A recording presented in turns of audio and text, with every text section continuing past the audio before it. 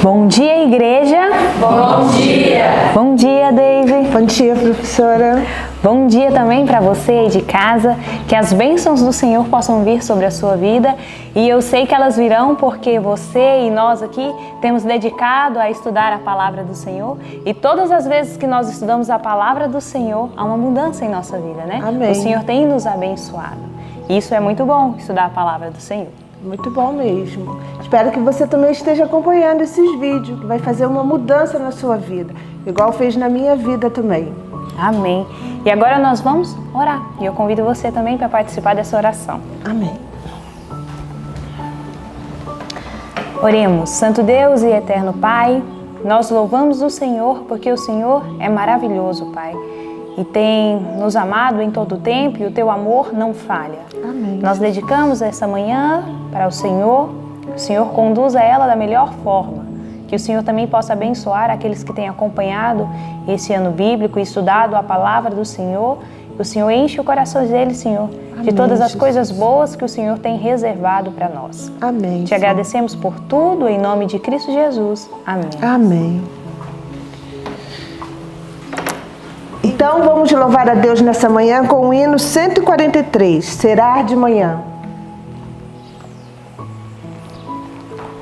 Especial aqui da Escola de Profetas. Amém. Que é onde a gente grava os versinhos da Bíblia. E nesse momento nós vamos falar, né, professora? Isso mesmo. Que está lá em Apocalipse 3, do 10 ao 13. Vamos então repetir o nosso versinho? Então vamos contar até 3 para começar? 1, 2, 3. Apocalipse 3, do 10 ao 13. Como guardaste a palavra da minha paciência, também eu te guardarei na hora da tentação, que há de vir sobre todo o mundo, para tentar os que habitam na terra. Eis que venho sem demora. Guarda o que tens, para que ninguém tome a tua coroa. A quem vencer, eu farei coluna no templo do meu Deus, e dele nunca sairá. E escreverei sobre ele o nome do meu Deus, e o nome da cidade do meu Deus, a nova Jerusalém, que desce do céu, do meu Deus, e também o meu novo nome. Quem tem ouvidos, ouça o que o Espírito diz às igrejas. Apocalipse 3, do 10 ao 13. Apocalipse 3, do 10 ao 13. Como guardaste a palavra da minha paciência, também eu te guardarei na hora da tentação, que há de vir sobre todo o mundo, para tentar os que habitam na terra. Eis que veio sem demora. Guarda o que tens, para que ninguém tome a tua coroa. A quem vencer, eu farei coluna no templo do meu Deus, e dele nunca sairá. Escreverei sobre ele o nome do meu Deus, e o nome da cidade do meu Deus, a nova Jerusalém, que desce do céu, do meu Deus, e também o meu novo nome. Quem tem ouvidos, ouça o que o Espírito diz às igrejas. Apocalipse 3, do 10 ao 13. Apocalipse 3, do 10 ao 13. Como guardaste a palavra da minha paciência, também eu te guardarei na hora da tentação, que há de vir sobre todo o mundo, para tentar os que habitam na terra. Eis que venho sem demora. Guarda o que tens, para que ninguém tome a tua coroa.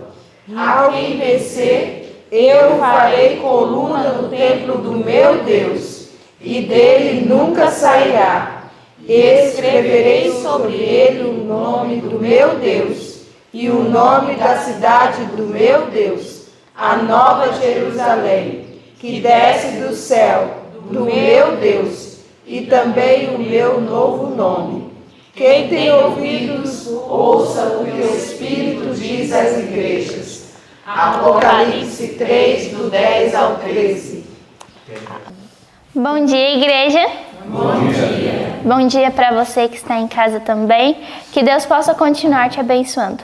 Nesse momento, nós vamos ter uma parte muito especial do nosso culto. Tenho certeza que você aí de casa gosta muito, que é um momento de oração. E nessa manhã nós vamos estar orando pela Maria Aparecida Miranda.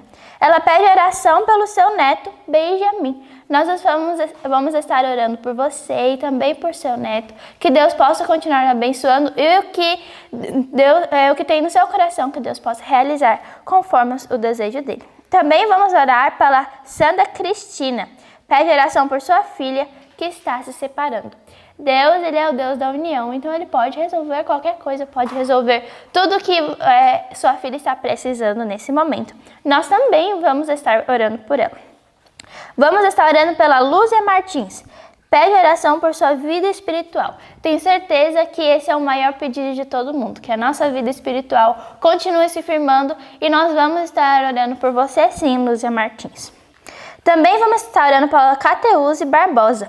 Pede oração pelo Jair, que está enfermo. Nós vamos estar orando aqui por você, vamos estar orando para que Deus restaure a saúde dele, não só a saúde física, como a saúde espiritual também. Vamos estar orando também por uma pessoa chamada Kátia Silene, que pede oração por sua família e por uma decisão muito importante. Tenho certeza que Deus vai te ajudar a tomar essa decisão. Nós não sabemos qual é, mas Deus e você sabe. E Ele vai te dar discernimento certo para resolver isso. Vamos estar orando pela Alessandra, que pede oração por sua família e em especial pelos seus filhos. Os filhos são um dom de Deus, são um presente de Deus que as pessoas têm. E eu tenho certeza que o desejo de toda mãe é que seus filhos se salvem e nós vamos estar orando por eles também. Pela Maria Ferreira, ela pede oração pela sua saúde física e sua saúde espiritual.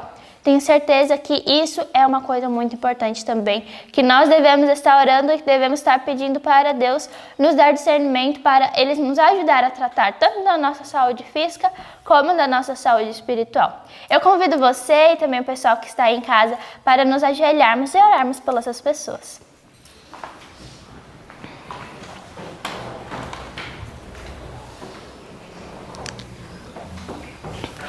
Senhor Deus e Pai, muito obrigado por tudo que o Senhor tem feito. Obrigado também porque o Senhor sempre tem nos ajudado na nossa vida espiritual, na nossa saúde física, nos nossos afazeres, que o Senhor sempre tem nos ajudado.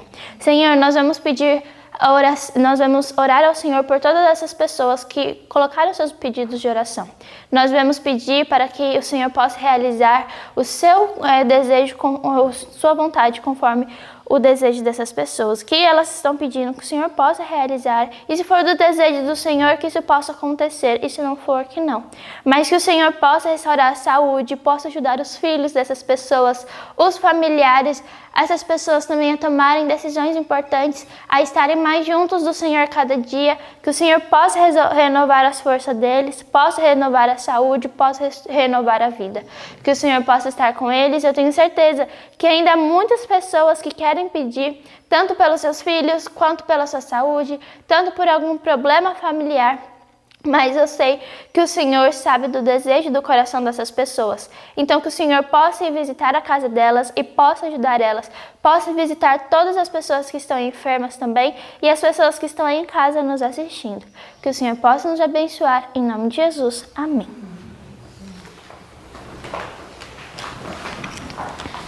Bom dia a todos. Bom dia. Bom dia para você que está em casa, que nesta manhã a palavra do Senhor Jesus possa alcançar seu coração. Bom dia, Lucas. Bom dia, irmã Bianca. Tudo bem? Tudo bem. Que bom. Nesse momento, para nós iniciarmos o estudo, já que nós iremos abrir a palavra de Deus, a gente vai fazer uma oração pedindo que o Senhor nos ajude, que o Espírito Santo seja o nosso professor, e que Ele nos dê palavras de sabedoria para falar e que essas palavras alcancem o seu coração, que está em casa também. Vamos, nesse momento, fechar os nossos olhos e fazer uma oração. Senhor, nosso Deus e nosso Pai, diante de Ti nós nos achegamos reconhecendo que somos ilimitados e que somos incapazes de por nós mesmos anunciar a Tua palavra. Por isso queremos pedir que o Senhor nos envie o Teu Espírito Santo, que Ele seja o nosso professor a poder compartilhar a Tua palavra que estudamos nessa madrugada com os nossos irmãos e amigos que estão do outro lado da tela, Senhor. Pedimos que, ao nós abrir a nossa boca, que não seja nós que viemos falar, mas do Teu Espírito que fale por meio de nós.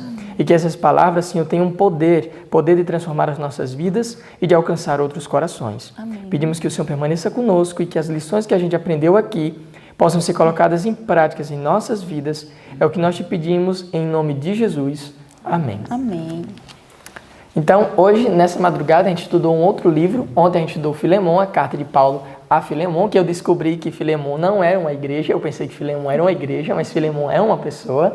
E hoje a gente estudou o livro de Tito, um dos companheiros de Paulo de viagem, que foi alcançado também pelo Evangelho, pela graça de Deus. E agora Paulo, lá preso em Roma. E, gente, saiba que essas cartas que foram escritas é porque Paulo já estava preso em Roma. Então, ele estava preso em Roma, ali em prisão domiciliar. E aí ele aconselhava, exortava e orientava as igrejas de que forma? Através das cartas. Porque ele não podia mais viajar e ir até elas. Então ele mandava cartas para os irmãos que estavam nas determinadas cidades onde Paulo havia instituído as igrejas. E Tito foi uma dessas pessoas que recebeu a orientação de Paulo para ele instruir a igreja que ele estava cuidando. E é o que a gente aprendeu no capítulo 1, 2 e 3, irmã Bianca. Sendo que ela vai falar o capítulo 1 e 2, não todos os capítulos. Então, aqui no capítulo 1, né, Paulo, ele envia a carta a Tito. Primeiro, ele sempre começa a carta dele com uma saudação, né? E aí, aqui ele dá umas orientações e instruções para que Tito, né, ao ele estabelecer os líderes da igreja, como que deveria ser esses líderes, né? E aí, aqui ele fala assim no verso 5. Eu vou começar o verso 4, que ele fala assim: a Tito, meu verdadeiro filho, segundo a fé comum, graça, misericórdia e paz da parte de Deus Pai e da do Senhor Jesus Cristo, nosso Salvador. Por esta causa te deixei em Creta, para que pusesses em boa ordem as coisas que ainda restam, e de cidade em cidade estabelecesse presbíteros, como já te mandei. Aí no verso 6 ele diz como que deve ser a qualificação, né, desses presbíteros, desses líderes da igreja. Ele diz assim: aquele que foi irrepreensível, marido de uma mulher, que tenha filhos fiéis, que não possam ser acusados de dissolução, nem são desobedientes. Porque é necessário que o bispo seja irrepreensível como mordomo da casa de Deus, não soberbo, nem iracundo, nem dado ao vinho, nem espancador, nem cobiçoso de torpe ganância, mas dado à hospitalidade, amigo do bem, moderado, justo, santo, temperante. E aqui, antes da gente continuar, né, ele vem dizendo essas coisas porque ele sabia que naquele lugar havia muitas pessoas assim, né? Por isso que ele fala assim, para que ele colocasse em boa ordem as coisas que ainda restavam a ser colocadas, né? E aí ele fala como que deve ser as qualidades dessas pessoas. Ele fala assim que essa pessoa deve ser hospitaleira, amiga do bem, que ele deve ser justo, santo, temperante, retendo firme a fiel palavra, que é conforme a doutrina, para que seja poderoso tanto para demonstrar com a sã doutrina, como para convencer os contradizentes. E aí ele vem falando nos versos seguintes, né? Porque lá naquele lugar havia muitas pessoas, né? Que elas se diziam que conheciam a Deus, mas as suas obras mostravam o contrário. Eram falsos mestres, né? Isso, então ele falava para Tito, mostrar às pessoas que os verdadeiros obreiros de Deus, eles não só falavam, mas eles viviam na vida deles essas qualidades aqui, né? Que foram citadas agora. Isso. E aí ele fala assim no verso 10... porque há muitos desordenados, faladores, vãos e enganadores, principalmente os da circuncisão. Ou seja, porque os da circuncisão naquela época que era considerado como seita, né? Como o povo de Deus. Eles se diziam que era o povo de Deus e queriam excluir aqueles que não eram, né, circuncisos. Que eram gentios, no caso. E aqui Paulo mostra que era principalmente estes que eram essas pessoas, né, que enganavam o povo, que eles ensinavam a palavra, mas de forma torpe, para o quê? Para ter lucro para eles mesmos, né? Inclusive, Paulo diz para Tito que a boca desses falsos mestres deveriam ser caladas, porque eles estavam espalhando falsos ensinamentos e estavam arrastando muitas pessoas a crer de que somente aqueles que se circuncidavam eram aceitos por Deus. E excluía, como você falou, os gentios para quem Paulo pregava o evangelho, né? Isso mesmo. E no capítulo 2?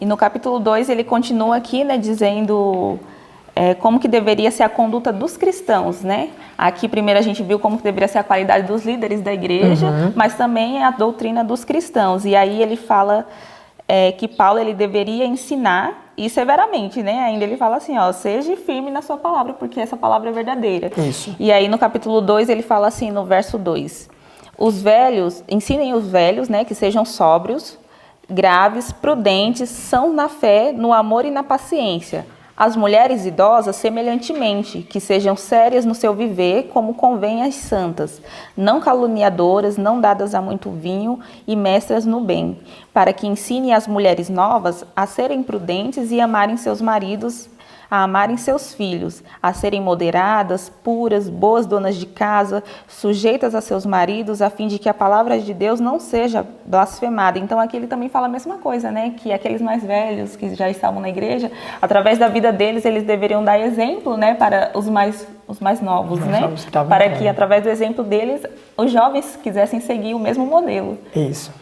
Inclusive, no verso 6, ele também dá uma exortação para os jovens. Ele diz que os jovens deveriam ser moderados e que eles deveriam estar apegados à firme doutrina, viver sem corrupção, com gravidade, sinceridade, né? Uma linguagem sã e irrepreensível, para que o adversário não se envergonhe, para que o adversário se envergonhe, não tendo nenhum mal que dizer de vocês. Então, os jovens... Então perceba que Paulo deu orientação para Tito falar para cada classe de pessoas diferentes, para os velhos, para as mulheres mais idosas, para as mulheres mais novas, para os jovens, para que cada um pudesse ter uma conduta correta diante de Deus e diante das pessoas. Então, jovens, vocês falem palavras puras, sejam irrepreensíveis, vivam sem corrupção, sejam sinceros, para que o inimigo se envergonhe ao querer acusar vocês. Porque ele não vai encontrar nenhum erro em vocês, porque vocês estão vivendo a vida conforme a vontade de Deus. Isso mesmo. E no capítulo 3, Paulo ele dá a Tito várias exortações, vários conselhos, para que Tito também pudesse levar para a igreja, onde ele estava ali sendo o líder daquela igreja, né? Porque acontecia mais ou menos assim, vou explicar para você que está em casa. Paulo ele passava de casa em casa, de cidade em cidade, e de casa em casa também, que a gente estudou, que ele passava de casa em casa pregando o evangelho. E ele instituía igrejas nessas cidades que ele ia. Só que Paulo não permanecia nessas cidades. Ele instituía uma igreja e ele ia embora para outra cidade. Então o que ele fazia? Ele levantava líderes para ficar naquela igreja. Um líder sempre levanta outros líderes. Então Paulo levantava um líder, colocava naquela igreja e ia para outra igreja. E naquela outra igreja levantava outros líderes e assim era.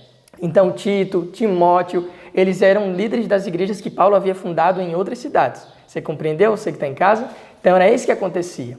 Então Paulo dava as orientações, dava as instruções. Ele como pai na fé de todos esses filhos, que ele diz que gerou esses filhos pelo evangelho, ele dava essas orientações. E no capítulo 3 ele diz assim, admoesta-os a que se sujeitem aos principados e autoridades, que lhes obedeçam e estejam preparados para toda boa obra. Que a ninguém infamem, nem sejam contenciosos, mas modestos, mostrando toda a mansidão para com todos os homens. Porque também nós éramos noutro tempo, insensatos, desobedientes, extraviados, servindo a várias concupiscências e deleites, vivendo em malícia e inveja, odiosos, odiando-nos uns aos outros.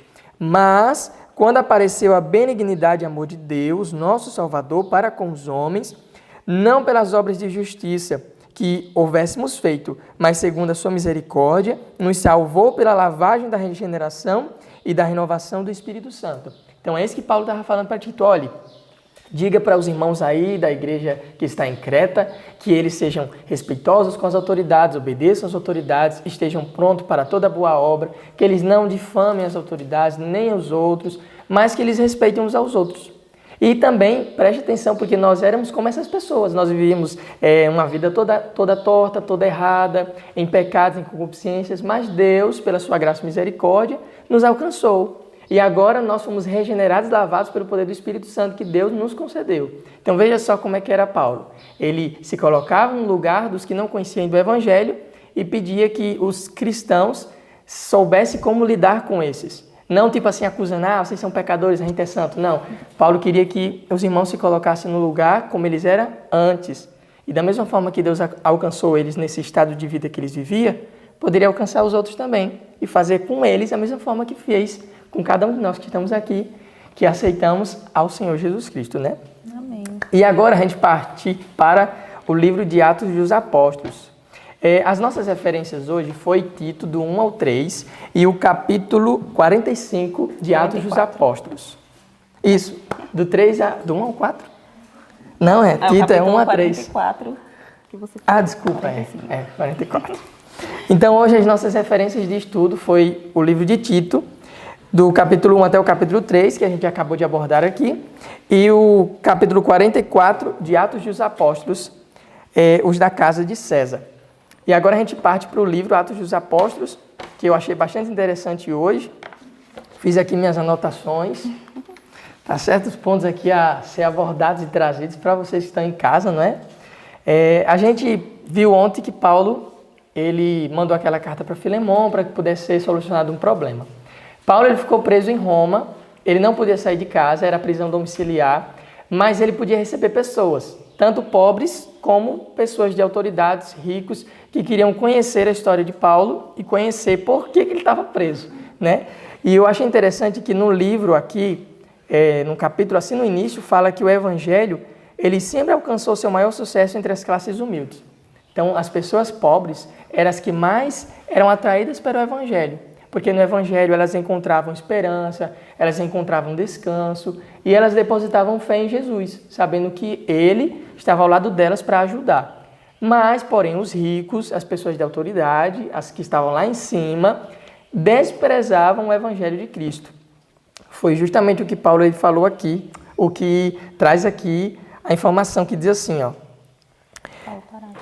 O parágrafo se encontra em Roma, no livro, assim no início do capítulo, o parágrafo que inicia assim, ó. O terceiro parágrafo. Roma era, nessa ocasião, a metrópole do mundo. Os arrogantes Césares estavam dando leis a quase todas as nações da terra. Reis e cortesãos ou não tomavam conhecimento do humilde Nazareno ou consideravam com ódio e desprezo. Contudo, em menos de 2 anos, o evangelho teve acesso da modesta casa do prisioneiro aos recintos imperiais. Paulo estava em cadeias como um malfeitor, mas a palavra de Deus não está presa. Eu achei isso bastante interessante, essa expressão, né? Mas a palavra de Deus não está presa. Poderia ter dito, não estava presa, mas não está presa, né? Então, Paulo estava ali preso, mas os humildes e os ricos poderiam ter acesso a esse evangelho através da vida de Paulo, que eu achei bastante interessante também. E aqui, né, eu também achei interessante que fala que Paulo, ele sempre pregou, né, a vida dele foi em constante trabalho, né, em benefício do evangelho, só que aí fala assim, né, como que esperaria agora as pessoas que Paulo alcançasse essas classes mais ricas, sendo que agora, além de pobre, ele estava preso e sem amigos, né? Então, como que ele iria alcançar essa classe, né? Porque ricos, imagina, olhar um homem pobre e preso ainda, né? E os ricos não iriam aonde Paulo estava, né? Porque vamos supor que era uma cadeia, só que uma cadeia domiciliar, né? Um rico não ia numa cadeia, né? Isso, Só e aqui vai falar mesmo. assim que antes, né, de Paulo ser preso, ele tinha proclamado, né, a doutrina de Cristo em vários lugares e ele sempre foi firme naquilo, né? Aqui vai falar mais para baixo no parágrafo que começa, em anos anteriores. Aí vai falar assim, um pouquinho mais para baixo, vai falar assim, com nobre firmeza, levantara-se perante os sábios da Grécia e por seu conhecimento e eloquência tinha feito silenciar os argumentos da altiva filosofia. Com indômita coragem estivera diante de reis e governadores e falara da justiça, da temperança e do juízo vindouro, até que soberbos governadores estremeceram como se já contemplassem os terrores do dia de Deus. Então fala que Paulo, todas as oportunidades que ele tinha, né, ele sempre estava indo a esses lugares, ele pregou a mensagem com firmeza ali, né, que ele convencia as pessoas por conta da eloquência que ele tinha, só que agora que ele estava preso, né, que ele não podia sair mais, como que ele ia fazer para pregar para essas outras classes? Porque o objetivo da vida de Paulo era alcançar todos, independente das classes, né? Justamente. E agora, né? Como diz o ditado, e agora, José? Então agora a gente tem um comentário com a nossa irmã Neuzi, e ela vai nos dizer o que aconteceu com Paulo. Paulo estava preso, não podia mais sair. Então, ele parou de pregar o evangelho? Bom dia, Bianca. Bom dia, Lucas. Bom dia, pessoal de casa. Agora nós vemos que, como vocês falaram aí, Paulo, ele pregava e mesmo agora preso domiciliar, nós vemos que, eu fico pensando assim, que as pessoas, os cristãos que aguardavam Paulo ali em Roma, eles deviam aguardar pensando que ia ser algo extraordinário Paulo ia fazer, porque Paulo era conhecido, porque ele pregava perante cortes, perante reis, mas agora Paulo vem de uma maneira diferente do que eles estavam pensando, e até Paulo mesmo imaginava chegar em Roma nessa situação. Mas o que me chama a atenção é o poder de Deus. Nós, como seres humanos, nós temos nós imaginamos de um jeito, mas Deus age. Deus não precisa de pessoas ou de situações para que o evangelho seja pregado e pessoa seja alcançado. Deus não precisa disso, porque o evangelho a gente vê que é o poder de Deus agindo nas pessoas. Mesmo Paulo ali, em domicílio, na sua casa, nós vemos que pessoas iriam lá e ouviam ele pregar. E agora o parágrafo que eu vou ler fala que a mensagem chegou até a casa do imperador, que é um abaixo que a Bianca leu, é a página 462, que fala tais oportunidades. Fala o seguinte: tais oportunidades não lhe era agora concedida, confinado como se achava em sua própria residência, podendo pregar a verdade apenas aos que ali viessem. Não tinha, como Moisés e Arão, ordem divina para ir até os perversos reis em nome do grande Eu Sou, repreendê-los por sua cruel opressão. No entanto, foi nessa época, quando seus principais defensores estavam aparentemente separados do trabalho público, que o Evangelho alcançou grande vitória. E aqui me enche meu coração do poder de Deus. Até membros da casa do imperador foram acrescentados à igreja. Chegou esse evangelho até a corte romana. E nós vemos que o livro vai falar que pessoas lá receberam esse evangelho, mas não ficaram caladas ou secretamente, mas que as pessoas aceitaram essa mensagem e passaram a viver de uma maneira testemunhando essa verdade, que era Cristo Jesus. Hoje muitos de nós achamos que por receber essa mensagem precisamos separar de pessoas para podermos servir a Deus. Mas Deus nos chama em cortes, em qualquer lugar, para servirmos e testemunharmos de Jesus onde é que estamos, mesmo em situações difíceis, em situações de provações, mas precisamos viver realmente o evangelho que Paulo pregou, onde mostrando que eles mostraram Cristo através da vida deles. Que Deus nos ajude a viver desse modo. É verdade, né? Continuando o que a irmã Neuzi falou, né? Aqui vai falar um pouco sobre Nero, né? Os da casa de Nero, que eles também receberam a mensagem. E aqui vai relatar assim, né? Que como seria possível, né? A mensagem chegar lá, porque fala que o lugar menos promissor, né? Para se receber o cristianismo era Roma.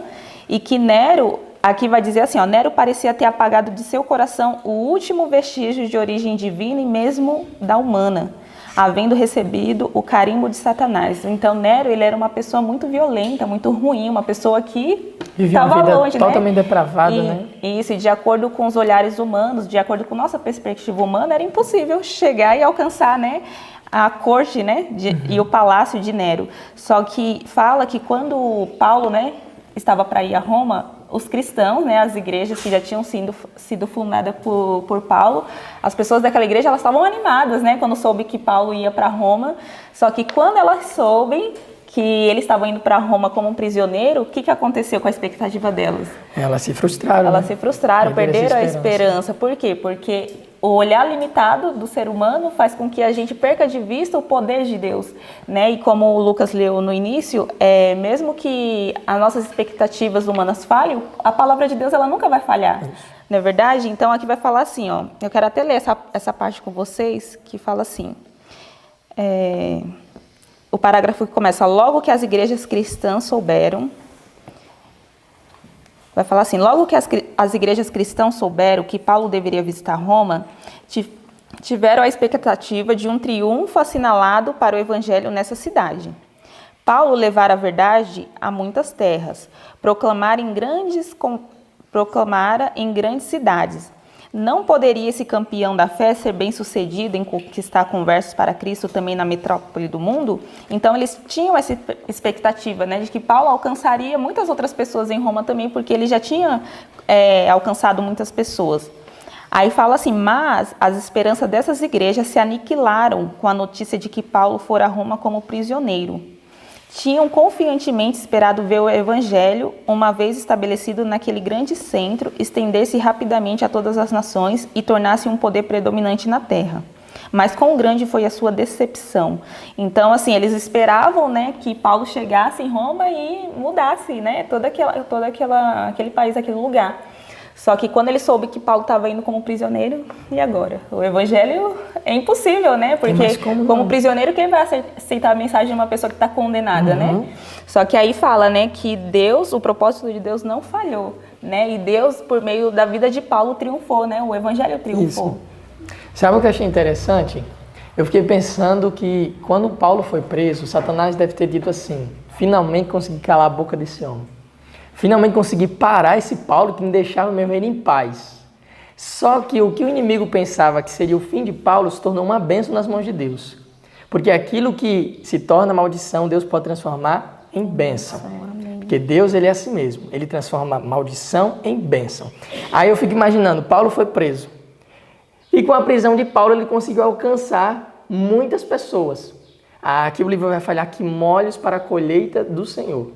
E aqui tem um parágrafo que diz assim, qual foi o meio que Deus usou para alcançar as outras pessoas? Qual foi esse meio que Deus usou? Olha só, o parágrafo que diz assim, ó, Paulo atribui à sua prisão o sucesso em ganhar conversos da casa de Nero. Temendo que se pudesse pensar que suas aflições haviam impedido o progresso do evangelho, assegurou-lhes, e quero, irmãos, que saibais que as coisas que me aconteceram contribuíram para maior proveito do evangelho. Isso foi o que Paulo disse lá em Filipenses 1:12. Então, quando ele se viu preso, ele pensou também, e agora? Como é que eu vou pregar o evangelho? Eu estou preso, não posso mais sair, não tenho mais liberdade. E agora, como é que vai ser? Aí, com certeza, o Senhor lá do céu deve ter dito, calma, Paulo, eu estou no controle. Eu é que estou guiando a sua vida. Então, a prisão de Paulo foi o meio que Deus usou para alcançar as outras pessoas. Porque através da vida de Paulo, as pessoas via Cristo nele, via a transformação que Deus havia feito nele. Tanto que fala também um parágrafo bastante interessante que diz que não pelos sermões de Paulo, mas pelas suas cadeias, foi a atenção da corte atraída para o cristianismo. Não mais pelos sermões de Paulo, foi pelas correntes de Paulo que ele conseguiu atrair o coração daquela corte que havia lá em Roma, os da casa de César, as correntes de Paulo. E é interessante que a gente vê que foi pelas obras dele, né? Pela vida que ele vivia, porque a mesma exortação que ele deu a Tito, né, para levar para as igrejas, era o que ele vivia na vida dele. Então, mesmo preso, as pessoas olhavam para ele e falavam, não, como pode, né? Esse homem está preso e ainda assim ele tem uma vida diferente que as pessoas olhavam e elas queriam saber o que causava aquele amor, aquela bondade, cortesia, porque mesmo sendo maltratado, a gente não vê em nenhum momento Paulo ele, né, se vitimizar por isso. E hoje a gente vê que nós também somos assim, pessoas que colocamos nossas expectativas de acordo com a nossa própria limitação, né? Se nós somos limitados para certa coisa, a gente já não quer desistir. E aqui vai falar para a gente, nós, né, como obreiros de Deus, que nós não devemos colocar nossas expectativas no que nós podemos fazer, no que o homem pode fazer, porque é nesse momento que eu percebo que Deus ele manifesta o poder dele com mais eficácia, né? Então, nós devemos permanecer confiando em Deus. Aqui vai falar assim, no parágrafo mais abaixo que o Lucas leu, vai falar, a paciência e bom ânimo de Paulo durante seu longo e injusto aprisionamento, sua coragem e fé eram um contínuo sermão. Então, quantos de nós, às vezes, por pouca coisa, perdemos a paciência, não temos ânimo para nada, né? E aí nós revelamos através da nossa vida se nós confiamos ou não em Deus, né? Porque não adianta, como ele falou, dizer que conhece a Deus, mas através das suas obras, não provar. Não provavam, né? Sabe o que eu acho interessante, irmã Bianca? Que são nos momentos de provações e de sofrimento que nós temos a oportunidade de testemunhar mais de Deus. Quando a gente está num momento de bonança ali, está tudo bem, está tudo bom, mas quando vem os momentos difíceis, é aí que a gente realmente dá testemunho se nós estamos ou não servindo a Deus e o quanto nós amamos ao Deus a que nós servimos. Porque Paulo passou por tudo isso. mas você não vê ele em nenhum momento reclamando ou em nenhum momento pensando em desistir. Mas quando a prova vem sobre nós, muitas vezes a gente se pergunta, Senhor, por que está acontecendo comigo? Sendo que a Bíblia já diz que aqueles que querem viver piedosamente em Cristo Jesus sofrerão perseguições, terão problemas, terão aflições. E o que eu acho mais interessante é que essa vida de Paulo, esses aprisionamentos, esses sofrimentos, é uma repreensão tremenda para nós que somos negligentes e temos pouca fé em Deus. Porque pense bem, esses homens poderiam usar várias desculpas para não pregar o Evangelho.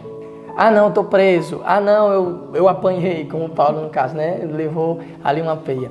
Então, eles poderiam ter dito assim, eu não vou mais pregar o Evangelho. E aqui tem um parágrafo que fala que, onde diz assim, o zelo e fidelidade de Paulo e seus cooperadores, não menos que a fé e a obediência desses conversos ao cristianismo, sob circunstâncias tão desalentadoras, constituem uma repreensão à negligência e falta de fé no ministro de Cristo. Porque eles sofriam pelo Evangelho, eles tinham vários problemas e dificuldades, mas mesmo assim eles não desistiam. Eles continuavam confiando em Deus. Foi o que aconteceu com os mártires, foi o que aconteceu com os reformadores. Eles deram a vida, derramaram sangue, mesmo diante de dificuldades, mas mesmo assim eles persistiram, porque eles sabiam para onde estavam indo, eles sabiam em quem eles criam. E aí fica uma repreensão para nós. Será que em meio às dificuldades e os problemas que aparecem na nossa vida, a gente vai desistir, vai desanimar, ou a gente vai continuar assim como Paulo, seguindo em frente no propósito que Deus nos concedeu de pregar o Evangelho? E nós temos que ter determinação, né? Aqui, logo na última folha, né, que vai começar com um parágrafo, aquele cujo coração está determinado a servir a Deus, encontrará a oportunidade de testemunhar dele. Então, nós temos que determinar, né, qual é o nosso propósito, o nosso objetivo aqui na Terra. Porque muitas vezes a gente se vive aqui, mas sem se perguntar isso para nós, né? E aqui vai falar que Paulo e os apóstolos, eles poderiam muito bem ter argumentado que seria inútil eles tentar pregar o evangelho para os servos de Nero, né? E conduzir eles ao arrependimento, porque vai dizer aqui que eles estavam rodeados de tentações muito violentas, né? Mais para frente nós vamos estudar um pouco mais sobre o caráter de Nero, né? E assim, eram pessoas que aos olhos humanos era impossível atender, né, a mensagem. Só que diz que Paulo ele não raciocinou assim. Fala que com fé ele apresentou o evangelho a essas pessoas. Então ele determinou que ele iria pregar o evangelho, a palavra de Deus, independente das circunstâncias, independente das pessoas. E nós hoje devemos entender que a graça de Deus, a graça de Jesus, ela alcança qualquer pessoa, independente da posição, como ela esteja, né? A gente só precisa levar o evangelho, porque o Espírito Santo é que fará a obra, não é mesmo? Então, eu queria até ler um pedaço para vocês de um parágrafo que eu achei muito interessante, que fala, é o último parágrafo, que fala assim: não é fora das provas, mas em meio a elas que o caráter cristão se desenvolve. O achar-se exposto à repulsa e oposição leva o seguidor de Cristo a maior vigilância e mais intensa oração ao poderoso ajudador. Severa prova resistida pela graça de Deus desenvolve a paciência, a vigilância, a resistência e uma profunda e permanente confiança em Deus. A vitória da fé cristã consiste em que ela capacita seu seguidor a sofrer e ser forte.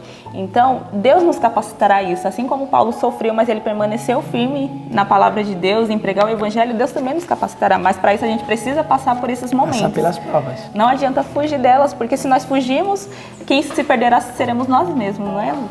É verdade. As provações são instrumentos de Deus para formar bons cristãos, para trabalhar em sua obra e alcançar pessoas para o reino de Deus. Amém. Então, permita-se ser provado, porque aquele que é provado, ele no final será recompensado. Amém. Então, vamos nesse momento fazer uma oração. E nesse momento a gente vai orar e a gente convida você de casa também a fazer essa oração. Te agradecemos, Pai amado, porque o Senhor, através de Tua palavra, nos ensina que nada e nem ninguém, ó Deus, frustrará os Teus desígnios. É verdade, Senhor. Que nós possamos, ó Deus, confiar em Ti, que nós possamos unir a nossa fraqueza à Tua força, ó Deus, e que em nome de Jesus nós possamos levar esse evangelho às pessoas que ainda não conhecem, independente de classe, posição, independente da situação que elas se encontram, Pai. Que assim como Paulo orientou, ó Deus, a Tito, assim como Paulo orientou todas as igrejas da época dele, que nós possamos tomar derramar para nós, ó Deus, essas instruções, que nós possamos ser um modelo de Cristo Jesus aqui na terra, Senhor. Amém. Por favor, nos oriente, que Teu Santo Espírito trabalhe durante todo esse dia aqui nos nossos corações, Senhor, e também nos corações daqueles que estudam a Tua Palavra e Te buscam diariamente.